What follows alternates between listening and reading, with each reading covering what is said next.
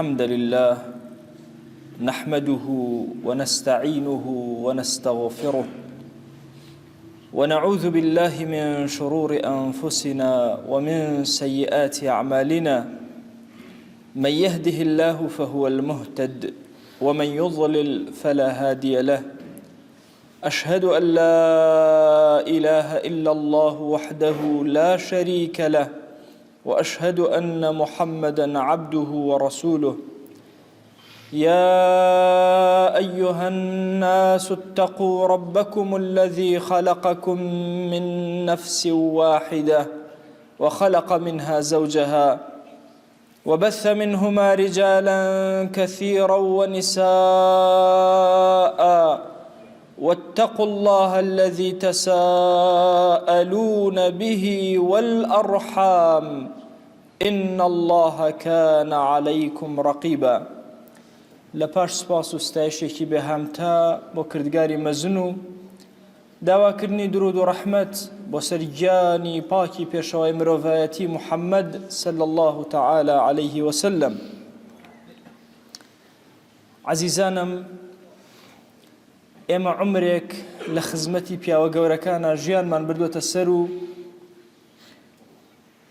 وتە و قسە و کردەوەی زۆرێک لە پیاوە چاکان دراوە بە گوێماندا.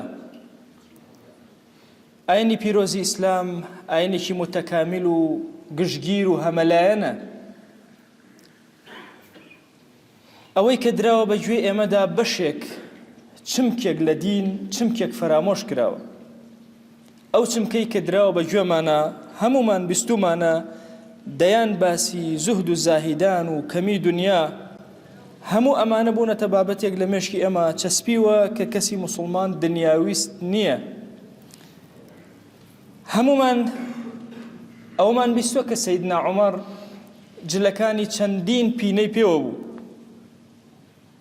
بەڵام باسی ئەومان بۆ نەکرا کە هەر سەیدنا عومەر جوانترین جلی لەسەر منبەر لەبەر کرد و جلێکی درێژ و جوان کاتێک کە هاوڵان لێیان پرسی بۆ قوماشەکەی تۆ زۆرتر لە قوماشی ئێمە فەرمووی پرسیار لە عەبدوڵڵای کوڕم بکەن. باسی ئەومان بۆ نەکرا کە سەیدنا عوسمان کاتێک کە وەفاتی کرد هیچ کەسێک نەبوو لە قوڕەیشە بە ئەندازی ئەو مەڕ و ماڵات و وشتر و ئاڵتون و زیوی هەبێ. کاتێک کە شەهید کرا دەوڵەمەندترین کەسی ناو قوڕەیش و گەورەترینیان بوو. زۆر بۆمان باس کراوە کە پێغەمبەرگیان صلی الله عليه و آله وسلم چەند شەوێک ئاگر لە ماڵیان نەکرایەوە. زۆر بۆمان باس کراوە لەو چمکەی ژیانی ئەو خۆشەویستەمان کە 3 ڕۆژ لە سەرێک بە تێری نانی نەخوارد. هەموو ئەوانە دروستن، بەڵام لایەنێکی تر فرامۆش کرا کە خۆشەویستمان صلی الله عليه و آله وسلم کاتێک کە مەڕێک لە بەردەمیا دابنرایە کە لە هەموو گۆشتەکان حەزی لە مەڕ زیاتر بوو، دەستی بۆ شانەکەی ئەبرد و چێژی لەوەیان وەرئەگرت. واتە بە دوای جوانترین چاکترین شوێنە ئەگەڕا کە لە عەرەبا لەو کاتا بە بەرزترین شوێندا ئەنرا. ئێمەی موسڵمان پێویستمان بەوەیە کە دین وەکو خۆی تێبگەین. کەسی ئیماندار ئەبێت لە هەموو لایەنەکانی دین بڕوانێ، تەنها سەیری سوچێک لە دین نەکە. پێوان نەبێ دین تەنها بەشێکی بچووکە و تەنها بەو بەشەوە بیگرێ. نەخێر، دین ئاینێکی متەکامیلە و 6 کەس لە 10ەی مبەشەرە زۆر دەوڵەمەندەکانی زمانی خۆیان بوون. تەسەور ئەکەم خودی ئەم فکرە لە سەرەتاوە لەوە سەرچاوی گرت بێ کە کافران و بێدینان بەرنامەیان بۆ داڕێژابێت تا خەڵکی موسڵمان فەقیر بێ. جوولەکە بە کۆکردنەوەی پارەی زۆر دەوڵەتی بۆ خۆی تۆمار کردی بە ئەرزی واقع. شیعە بە خومس شەڕی جیهانەکە، ئێمەش فەقیر و ڕوت و ڕەجاڵەکان وەکو ئەهلی سوننە. خوا جەل جەلالوه کۆمەڵی صفاتی هەیە، هەموو صفاتەکان علەما فەرموویانە لە عەقیدەی ئیسلامیە ئەبێت تەجەلی صفاتی خوا لەناو عەبدەکانی خوا بکرێت. واتە خوا جەل جەلالوه ئەو صفەتە بەرزانەی کە هەیەتی پێخۆشە کە عەبدەکانی ئەو صفاتەنیان تیابێ. زانان ئەفەرمون یەکێک لە صفاتەکانی خوا بریتیە لە جەمیل، چۆن تەجەلی صفەتی جەمیل لەناو مسلمانانە ئەکرێ. إن الله جميل يحب الجمال، خوا جل جلاله یەکێک لە صفاتەکانی جەمیلە جوانە، حەزی بە جوانیشە لەناو مسلمانانە. چ جوانیەک؟ جوان پۆشی، جوان قسەکردن، جوان کردەوەیی، جوان دڵی، جوان ماڵی، جوان سیارەیی بە زمانی ئەمڕۆ.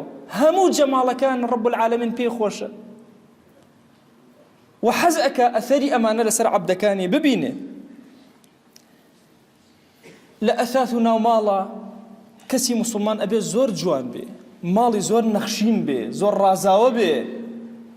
پێغەمبەرگیان صلی الله عليه و آله وسلم ئەفەرمێ با ماڵەکانتان وەکو ماڵی یەهود نەبێ پیس و پۆخەڵ بێ، پاک و تەمیز بێ ماڵی موسڵمان. جلوبەرگ و پۆشاکت پێویستە جلوبەرگێکی پۆشاکێکی جوان و پاک بێ. خۆشەویستمان صلی الله تعالی عليه وسلم جارێک لە مەجلیسێکە پیاوێکی بینی قژی شپرز بوو، یەکێک لە هاوڵانی خۆشەویست بوو. فەرمووی رأى رجلا شعثا قد تفرق شعره، قژەکانی پرژ و بڵاو بووبوونەوە. فەرمووی ئەما يجد هذا ما يسكن به شعره، ئەرێ شتێکی نییە کە قژەکانی پێ هێواشکەتەوە پێی دابێنێ، ئەمە قژی پێ دابێنن، تەرتیبی کەن، دایمەزرێنن. کەسێکی بینی جلەکانی زۆر پیس و پۆخڵ بوو. فەرمووی ئەما يجد هذا ماء يغسل به ثوبه، ئەرێ ئەمە تۆزێ ئاوی دەست ناکەوێت جلەکانی پاک و خاوێن ڕاگرێ. گەنجێکی بینی دانی زرد بوو. فەرمووی حەز ناکەم ئیمانداران ببینم دانیان کلسی پێوە بێ. لە هەموو بوارەکانی ژیانە جوانی صفەتی ئەهلی سونە و جەماعەتە. ئەبێ ئێمە ئیماندار بەداخەوە ئەڵێم ئەمڕۆ لە زەمانێکین بڕواکەن گەنجی وامان هەیە بە چ حاڵە قاچی ئەشووە. پیس و گەجاران گەنج لەو پەڕی نەزاهەت و جوانیا بوو. گەنجی ئەم زەمانە زۆر پیس و پۆخەڵ. ئەمە صفەتی ئەهلی دین نییە. کام جلت زۆر جوانە ئەوە لەبەر ئەەکەی، زۆر ئەبێ شیک پۆش بی. جارێک هاوڵێک هاتە خزمەت پێغەمبەریان صلی الله عليه و آله وسلم، جلەکانی شەڕ و شێوا بوو. فەرمووی ئەلەکە مالون، ماڵت هەیە تۆ؟ وتی ئەرە وەڵڵا ئەی پێغەمبەری خوا صلی الله عليه و آله وسلم ماڵم هەیە. فەرمووی چیت هەیە؟ فەرمووی وشترم هەیە، مەڕ و مانگام هەیە، وەسائلم باشە الحەمدولله. فەرمووی دەی خوا جل جلاله حەز ئەکا ئەثەری نیعمەتەکانی لەسەر عەبدەکانی ببینێ. حەز ئەکا عەبدەکانی جوان بن، مڕەتەب بن، پاک و تەمیز بن، جلوبەرگیان مڕەتەب بێ. کەس وەکو کەسی موسڵمان نییە. پێویستە کەرامەت و سەخاوەتی ڕەب العالەمین بەسەر ئەمە دەرکەوێ. ئەوە بەشێکە لە کەماڵی عەقیدەی موسڵمان. پێغەمبەری خوا صلی الله عليه و آله وسلم جلی سپی زۆر پێخۆش بووە. وهانی مسلمانانی داوە تایبەت پیاوان کە ئەدنا پیسی بەجلی سپیەوە دەرەکەوێت. مسلمان دڵی ئەبێ وەکو جلەکانی سپی بێ، جلەکانی ئەبێ سپی بێ، بۆی زوزوو بیشوە، پاک و خاوێنی ڕاگرێت، تەرتیبی کە. ئەمە بەشێکە لە دینی ئێمە. جوان پۆشی، شیک پۆشی بەشێکە لە ئێمە.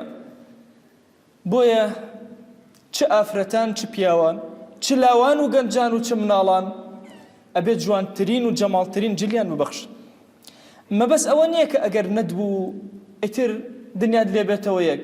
هەر ئەو جلەی کە هەتە ئێستا کە فەضلی ڕەب العالەمینە بەسەرمانەوە کە الحەمدولله پۆشتەیی ئەمڕۆ زۆر جوانە.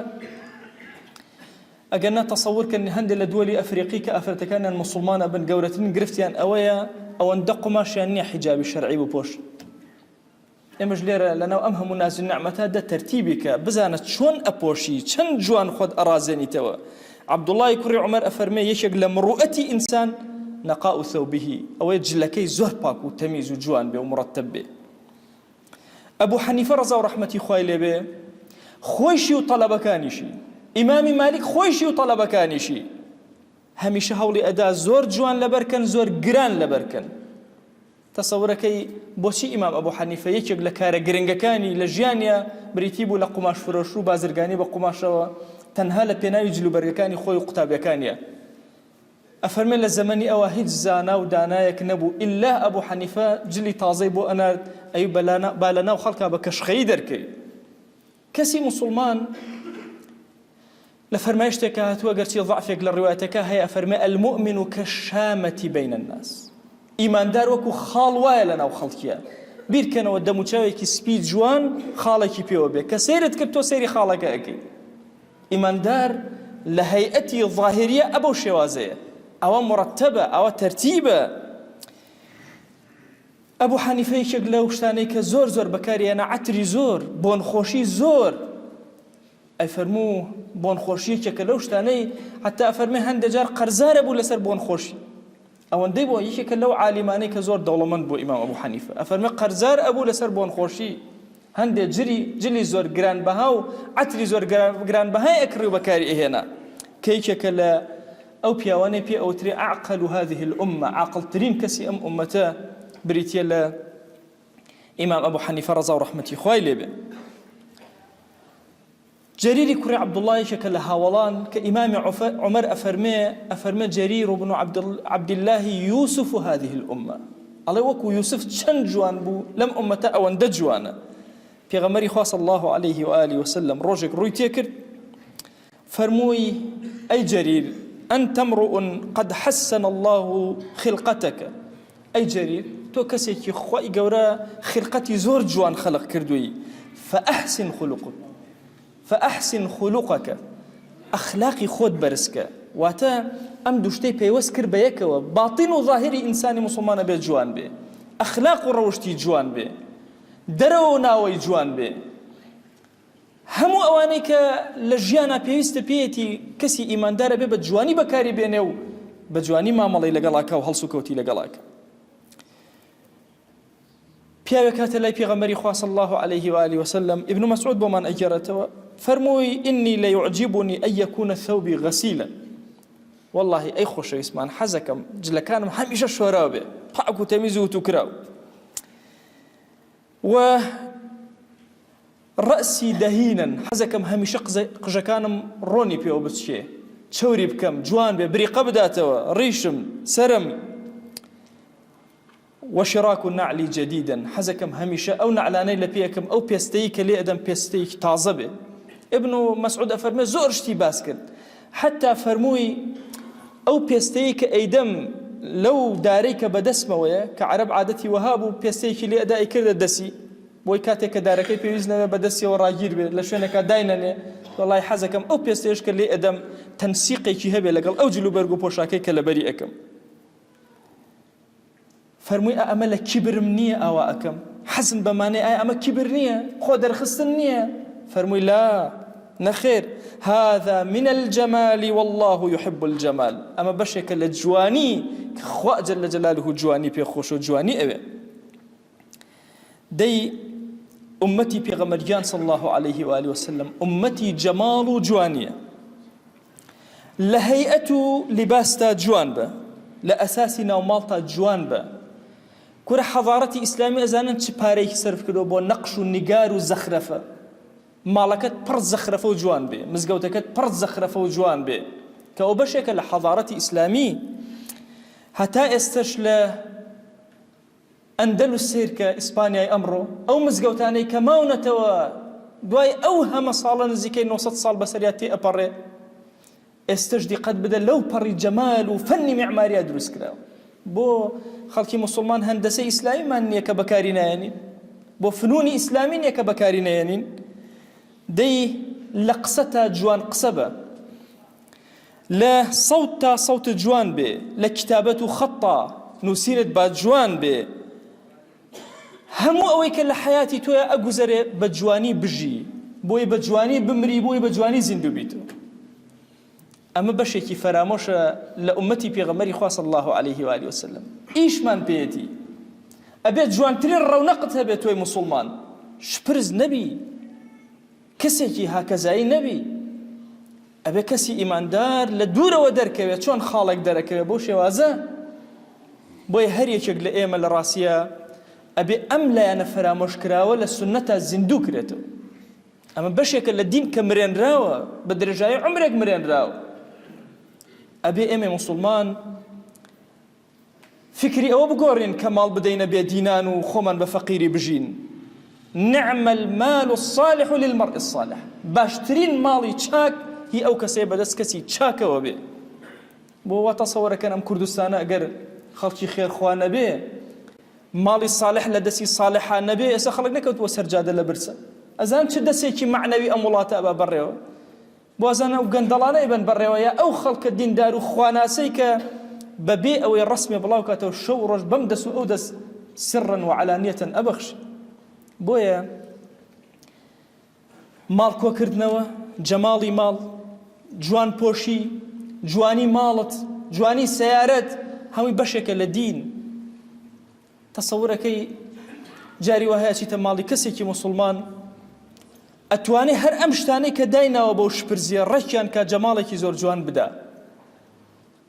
کەچی زۆر بە شپرزی ماڵەکەی بەجێ هێشتووە، وا تەسەورەکە ئەمە لە بەشێکە لە دین.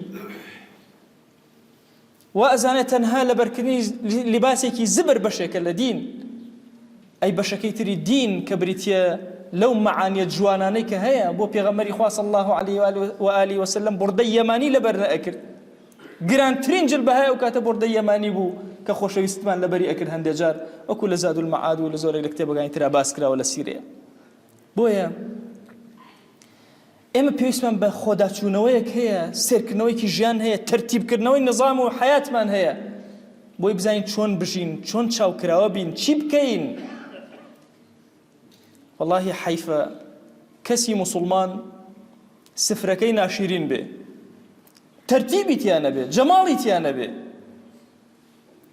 حیفە کەسی موسڵمان ئافرەتی موسڵمانی وا هەیە لەوە چێ بۆ دەرەوە جەماڵی خۆی بکات، بەڵام بۆ ناوە هیچ ئاگای لە جەماڵی نەبێ. ئەبێ کەسی ئیماندار هەموو کاتەکانی ظاهیر و باڵتینی، دڵ و دەرونی چەند پاک و خاوێن و بێگەردە، بەخوا ئەبێت دەرەوەشی ئەوە پاک و بێگەرد و جوان و پڕ لە کەماڵ بێ. خوای گیان ئێمەی گوناهبار داوات لێ ئەکەین بە ناوی جوانت بە صیفەتی بەرزە بە ئیسمی عەظەم لەسەر جەم گوناهەکانمان ببورە. خوای گوناهێ بە ئاشکرا کردومانە عەفومان کە، گوناهێ بە پەنهان کردومانە عەفومان کە. یا ربی خوای داوات لێ ئەکەین بە ناوی جوانە بە صیفەتی بەرزە بە ئیسمی عەظەمت لەسەر جەم گوناهەکانمان ببورە ظاهیر و باڵتین یا رب العالمین. خوای مەفاهیمەکان لە دینە پێمان ڕێککەرەوە یا ئەکرەم الئەکرەمین. خوای هدایەتمان زیاد کە یا رب العالمین، خوای هدایەتمان زیاد کە یا ئەکرەم الئەکرەمین. یا ربی خوای داوات لێ ئەکەین لە گوناهی دایک و باوکمان ببورە. یا ربی خوای لە گوناهی خزم و کەسوکارمان ببورە، لە گوناهی خۆشەویستانمان ببورە یا ئەکرەم الئەکرەمین. یا ربی خوای شیفا بۆ نەخۆشەکانمان بنێرە، تایبەت ئەوانەی داوای لێکردن خوای شیفایان بۆ بنێرە. یا ربی خوای داوات لێ ئەکەین بە ڕەحمەت و بەزەی خۆت، خوای قەرزی سەرشانی قەرزارانمان سووکە، خوای ئەوەندە حەڵالمان بدەرێ محتاجی حرام نەبین یا رب العالمین. یا ربی خوای ڕزقی حەڵالمان زیاد کە، بەرەکاتی ئاسمان و زەوی بەسەرمانە ببارێنە. یا ربی خوای لێت ئەپاڕێنەوە، لێت ئەلاڵێنەوە. خوای ئەم عەبدانە هاتوونتە ماڵەکەی تۆ، بەخوا پەروەردگارە سوژدە بۆ کەس نابن بۆ تۆ نەبێ، دەستی دوعا بەرز ناکەنەوە تەنها بۆ تۆ نەبێ. یا ربی خوای دوعاکانیان بۆ تۆ بەرزەکەنەوە، لێیان قبوڵ کە. ادعوا الله وأنتم موقنون بالإجابة.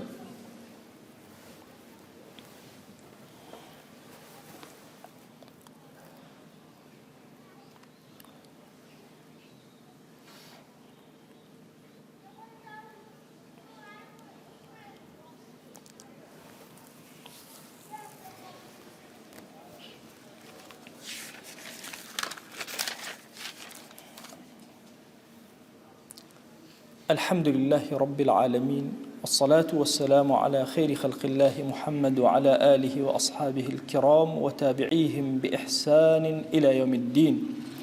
أوصيكم عباد الله ونفسي قبلكم بتقوى الله وكثرة مخافته، فإن التقوى شعار المؤمنين ودثار المتقين، ووصية الله تبارك وتعالى في وفيكم وفي الخلق أجمعين.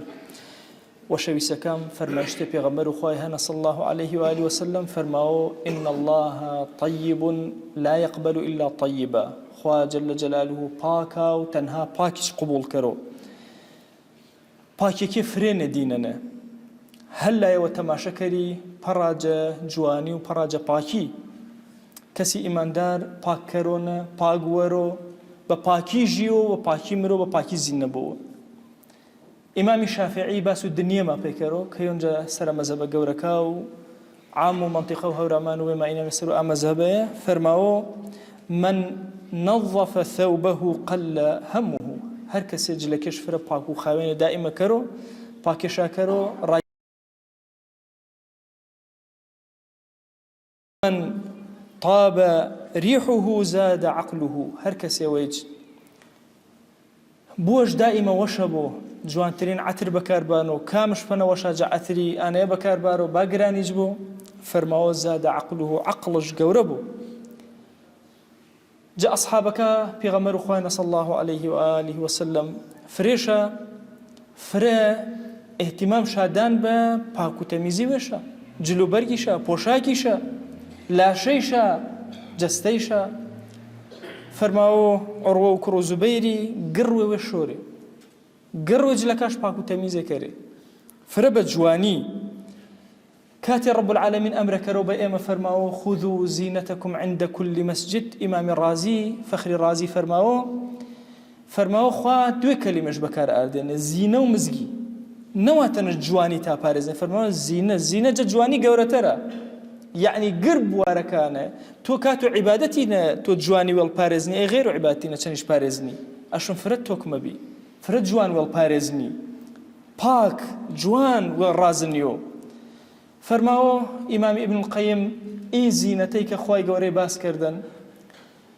تەنها مەبەست ئەوە نییە جلێکڵ زینەت چابوو جە جلل جە پۆشاکڵ جە عترێ وەکە کەریشەنە جە مۆی ژوێڵ جە لاشێڵ جە پاڵەیەکاڵ جە سیارەکەڵ جە هەرچی چی و تا گردی گێرەوە دەی ئینسانی موسڵمان ئەشم پیش شێوازە بە زینە و جوانیەوە پێی مزگی پاسە فەرماوە کە تۆ وێڵ پاک و تەمیز جلێ جوان هەڵکردنە بە سونەت بە ئەجر پەڵ منووسریوە پێی مزگی و غێر و مزگی وەروانەی فەرماوە وشێ مەسجدی تەنها مەبەسش ئانە کە مزگینە کە یاگێ عیباتی و یاگێ وێ زەلیل کردەیە جوان بە ئەی بەر و مزگی چن جوان تەربی قورئانە خوای گەورە فرە پێش باس کردنوێ چەنی ئێمە جوان ژیومێ بڕوا کردێک کە تێباسی تووڕەیی کەرە تووڕی یعنی فەرماوە وەهجرهم هەجرا جەمیلا کاتێ پەشتی کەری خەڵکی تووڕەش بیوەن بە جوانی پەشتیش وە نەکەرن كاتي جني طلاق مي فرماوا وسرحوهن سراحا جميلا جوان طلاق شاديد بالرزيلي تشروكيو ناشرين جوان طلاق ما حتى طلاق دات البا جوان يعني كسي مسلمان خاسكش هر خاسي خرابكش هر بخاسه جواني ادا شاكرو حتى اتشي ويك بيس مصيبه بجواني ما مالشني كرو ان فضل وغورو ديننا سرماوا اهل السنه ان الرمشا اشم باغبو باغوربو باغ قسكربو گرچیوش پاک و جوان بوو ژیانش گر کردەوەکیش گر ئەخلاقیاتش گر جوانێ بە ئینە یۆنچا بەشە فرە مهمە کە دینەنە فرامۆشماکردن فرە باس و زهد و زاهیداماکردن سەر و منبەرەکەوە پێویستە ئی لایەنا تەری جوان باس کەرمێ تاوەکو تاومێ قەرەبوو ئا لایەنا کەرمێ کە باسمان نەکردێنێ یا فرامۆشێماکردێنێ چێ و لای پاسە نەزانی تۆ تەنها فەقیرینە ئەجر وەرگێری دەوڵەمەندینە ئەجر وەرگێری پاسە نەزانی جلە شەڕێ بە ئەجر وەرگێری جلە جوانێ بە ئەجر وەرگێری پاسە نەزانی ئەگە قژەڵ ئاردێرە ئەجر وەرمەگێری تەماشە و جامی کەری ئەجر وەرمەگێری گردەنە ئەجر هەن کەسی موسڵمان گرچێوش جەماڵ و جوانە جارێشە قبرێوەشە نییە حتا سبحان الله فەرمایشتێوەنە فەرماوە جل و مەردەی چەرمە کەرە چەرمە خۆ دروسە حەسکەری سیاوش کرد کفن مەرج نییە ئیلا چەرمە بوو شەڕ نییە بەڵام سونەتێ فرە گەورەن کە چەرمە بوو فرماو إن جلو زنكاو جلو مردكاو جلو أهل بهشتيا شو كتشلق ورمجيرو تي هريو جا إما تصور كرا يعني مثلا مردينا فرماو جاري قبر وشانية كيلكيج لاري بيني كيلكي فرماوش الركي شاكر ديوه صحابي وفرماوش أيوة شو اسمه الزرر مو مردك يقل لاري بفرماوش نا زرر مو شما زنكا شو كمسلمان قرتي وش بالترتيبه قبر نيايتش بالترتيبه ورواني اجمالي كديني غركا رمز اهل السنه جماعه اشم برپاش كرمه وجاري وتر وركش كرمه خويا جان جبناها قردي ما وجبه بركه اسمان وزميني مجمل مار واوصيكم ايضا بالصلاه والسلام على رسول الله حيث امرنا الله تبارك وتعالى في محكم تنزيله قائلا ان الله وملائكته يصلون على النبي يا أيها الذين آمنوا صلوا عليه وسلموا تسليما اللهم صل على سيدنا محمد وعلى آل سيدنا محمد وبارك على سيدنا محمد وعلى آل سيدنا محمد كما صليت وباركت على إبراهيم وعلى آل إبراهيم إنك حميد مجيد. اللهم اغفر للمؤمنين والمؤمنات وللمسلمين والمسلمات ولمن أنشأ هذا المكان. اللهم أعز الإسلام والمسلمين وأهلك الكفرة والملحدين. اللهم انصر من نصر الدين واخذل يا رب من خذل الإسلام والمسلمين. اللهم آت نفوسنا تقواها فزكها أنت خير من زكاها، أنت وليها ومولاها. اللهم لا تدع لنا في مقامنا هذا ذنبا إلا غفرته، ولا عيبا إلا سترته، ولا حاجة من حوائج الدنيا إلا قضيتها، ولا مريضا إلا شفيته، ولا عاصيا إلا هديته، ولا شابا إلا أصلحته، ولا أسيرا إلا فرجته، ولا مجاهدا في سبيلك إلا نصرته. آمين آمين والحمد لله رب العالمين.